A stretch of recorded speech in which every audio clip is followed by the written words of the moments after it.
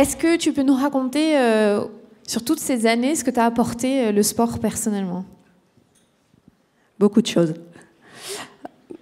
Alors le sport, je dirais plutôt le club.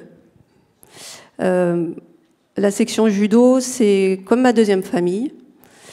Donc ce que ça m'a apporté, de l'assurance, ça m'a de la formation, enfin énormément de choses qui sont à travers et le club, et la famille, et l'entraide. Alors, je disais, tu es une judokate accomplie, mais tu es aussi arbitre. Et on voulait vraiment mettre en valeur le fait que tu sois arbitre. Pourquoi est-ce que tu as décidé de passer de l'autre côté et de devenir arbitre? Alors, je crois qu'on ne décide pas. C'est une anecdote.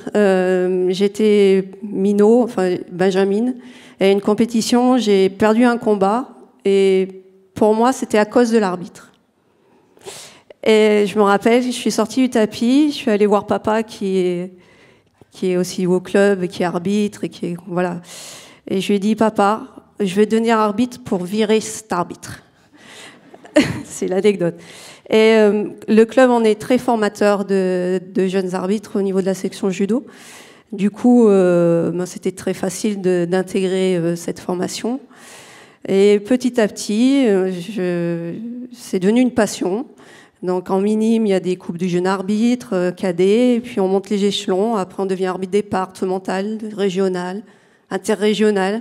On se dit, ah, oui, pourquoi pas. Après, on nous propose national. Ah, c'est possible. Puis on a le titre de national. Après, on rentre dans les structures, on est formateur départemental, formateur régional pour transmettre...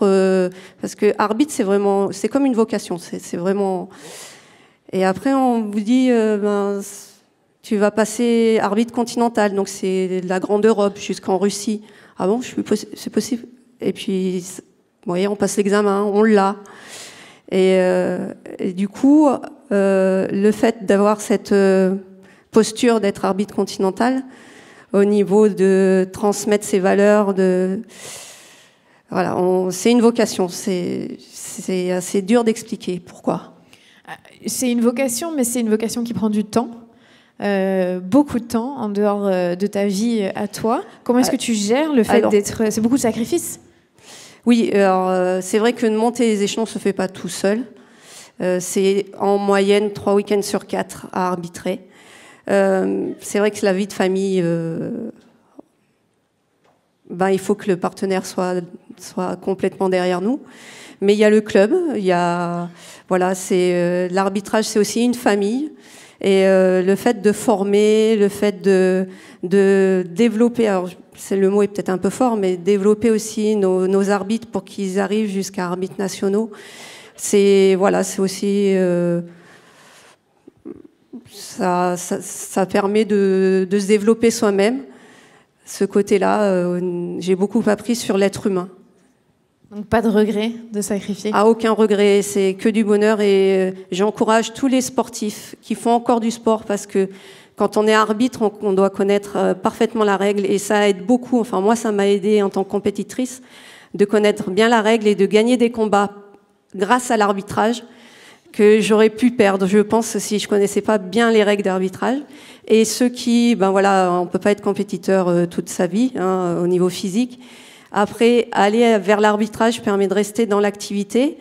Bon, on continue à s'entraîner, mais de rester en activité, et le fait d'arbitrer des champions, c'est vraiment, je crois, on a la même pression que les athlètes, en fait, parce qu'on se dit, on doit pas faire d'erreur. Celui qui doit gagner le combat, donc en judo ou un match,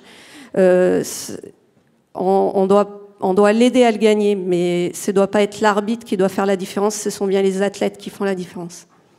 On peut applaudir bien fort, s'il vous plaît, Christelle.